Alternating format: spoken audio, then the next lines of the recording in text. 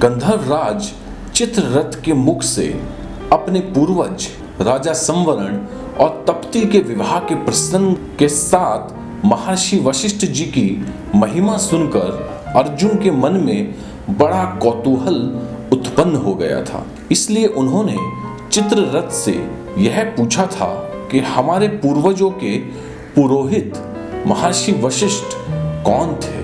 कृपया उनके चरित्र के बारे में हमें भी बताइए। अर्जुन के पूछने पर गंधर्व राज ने उन्हें यह बताया था कि महर्षि वशिष्ठ परम पिता ब्रह्मा जी के मानस पुत्र हैं। महर्षि वशिष्ठ जी की पत्नी का नाम अरुंधति है। उन्होंने अपनी तपस्या के बल से काम और क्रोध पर विजय प्राप्त कर ली थी और अपनी सभी इंद्रियों को अपने वश में कर लिया था। इसीलिए उनका नाम वशिष्ठ पड़ गया था। महर्षि वशिष्ठ जी की क्षमाशीलता के कई प्रसंग हैं। जैसे एक बार कानकुब्ज देश के राजा विश्वामित्र अपने मंत्री तथा सेना के साथ शिकार खेलते हुए महर्षि वशिष्ठ जी के आश्रम में पहुंच गए थे। महर्षि वशिष्ठ जी ने बड़े ही विधि पूर्वक राजा विश्वामित्र का स्वागत सत्कार किया था और साथ ही अपनी कामधेनु नंदिनी गाय के प्रताप से राजा विश्वामित्र सहित उनकी पूरी सेना को भोजन आदि कराया था।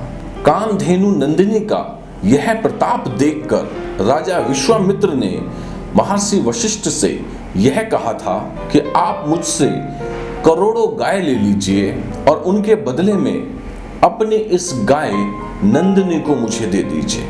तब महर्षि वशिष्ठ ने राजा विश्वामित्र से यह कहा था कि यह नंदिनी देवता, अतिथि, पितृ और यक्षों के लिए है। यह आपके संपूर्ण राज्य के बदले में भी देने योग्य नहीं है। महर्षि वशिष्ठ जी की यह बात सुनकर राजा विश्वामित्र को क्रोध आ गया था और तब उन्होंने वशिष्ठ जी से यह कहा था कि आप ब्राह्मण हैं और मैं एक क्षत्रिय होने के साथ साथ राजा भी हूँ।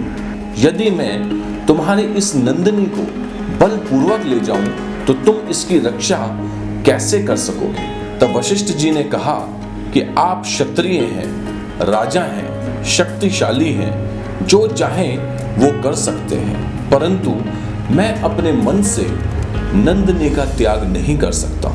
वशिष्ठ जी की यह बात सुनकर राजा विश्वामित्र ने अपने सैनिकों को आदेश दे दिया था कि इस नंदिनी और इसके बच्चे को बांधकर अपने साथ ले चलो। राजा का यह आदेश पाते ही सैनिकों ने नंदिनी और उसके बच्चे को रस्सियों से बांध लिया था और उन्हें डंडे से मारकर हाँकने लगे थे।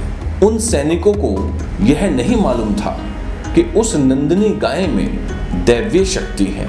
पहले तो नंदिनी सैनिकों के डंडे खाती हुई महर्षि वशिष्ठ जी की ओर देखकर डकारती रही, परंतु जब उसने देखा कि महर्षि वशिष्ठ जी तो उसे छुड़ाने आ ही नहीं रहे हैं, तो नंदिनी ने क्रोध में भरकर उन सैनिकों को मार गिराया था। फिर वशिष्ठ जी के पास आकर खड़ी होकर दीनता पूर्वक उन्हें देखती हुई डकारने लगी थी। तब वशिष्ठ जी ने नंदिनी को देखकर यह कहा था कि मैं तुम्हारा रोना सुन रहा हूं नंदिनी, और यह भी जानता हूं कि राजा विश्वामित्र तुम्हें बलपूर्वक ले जा रहे हैं, परंतु मैं एक क्षमाशील ब्राह्मण हूं। यही मेरी लाचारी है कि मैं उसका विरोध नहीं कर सकता हूं। महर्षि वशिष्ठ जी की यह बात सुनकर नंदिनी ने उनसे तब यह पूछा था कि भगवान, आपने अपने मन से तो मेरा त्याग नहीं किया है, क्योंकि यदि आपने मेरा त्याग नहीं किया है तो कोई भी मुझे बलपूर्वक नहीं ले जा सकता है। नंदिनी की यह बात सुनकर वशिष्ठ जी ने उसे यह उत्तर दिया था कि मैंने तुम्हारा त्याग नहीं किया है नंदिनी। यदि तुम में शक्ति है तो तुम खुद को राजा विश्वामित्र से मुक्त कराकर मेरे साथ रह सकती हो।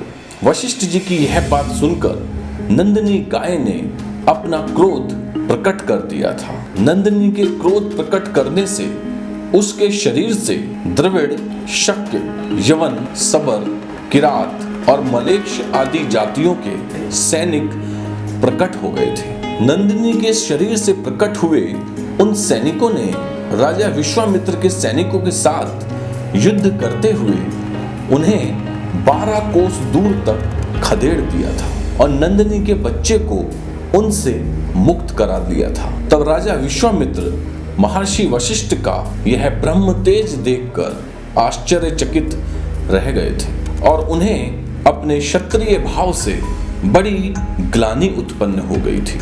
उन्होंने ब्रह्म तेज को ही सच्चा बल मानकर अपने विशाल राज्य का त्याग कर दिया था और वन में जाकर घोर तपस्या करने लगे थे। राजा विश्वामित्र ने तब अपने घोर तप से सिद्धि प्राप्त करके सारे लोगों को अपने तेज से भर दिया था और अंत में एक क्षत्रिय होकर भी ब्राह्मणत्व को प्राप्त कर लिया था।